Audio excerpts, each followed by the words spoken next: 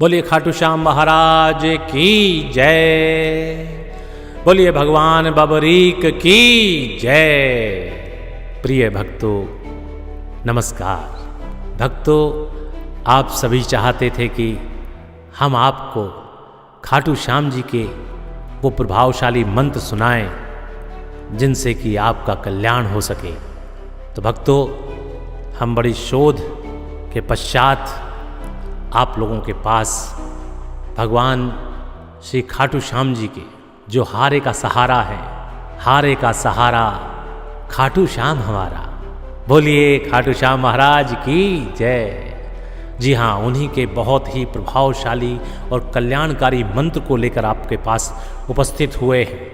मित्रों, हम चाहते हैं कि कृपा करके आप हमारे इस चैनल को अधिक से अधिक संख्या में अपने मित्रों को, अपने परिवारजनों को, अपने कुटुंबियों को भेजें और उनसे शेयर कराएं और सब्सक्राइब कराएं, जिससे कि हमारी जो मेहनत है, जो खाटू श्याम जी के जो अनमोल मंत्र आपके लिए हम लेकर आए हैं, इनका लाभ आपके साथ साथ और आपके द्वारा आपके मित्रों को, आपके परिवार वालों को भी हो सके। तो अधिक से अधिक शेयर और सब्सक्राइब करवाइएगा और सुनिएगा भगवान खाटू श्याम जी का ये अनमोल मंत्र जो हम बहुत शोध और देखभाल करने के पश्चात लेकर आए हैं। ध्यान से सुनिएगा। ओम श्री मोरवी नंदनाय नमः। ओम श्री मोरवी नंदनाय नमः। ओम श्री मोरवी नंदनाय नमः। ओम श्री मोरवी नंदनाय नमः। ओम श्री मोरवी नंदनाय नमः। ओम श्री मोरवी नंदनाय नमः। ओम श्री मोरवी नंदनाय नमः। ओम श्री मोरवी नंदनाय नमः। ओम श्री मोरवी नंदनाय नमः। ओम श्री मोरवी नंदनाय नमः। ओम श्री मोरवी नंदनाय नमः। ओम श्री मोरवी नंदनाय नमः। ओम श्री मोरवी नंदनाय नमः। ओम श्री मोरवी नंदनाय नमः। ओम श्री मोरवी नंदनाय नमः। ओम श्री मोरवी नंदनाय नमः। ओम श्री मोरवी नंदनाय नमः। ओम श्री मोरवी नंदनाय नमः। ओम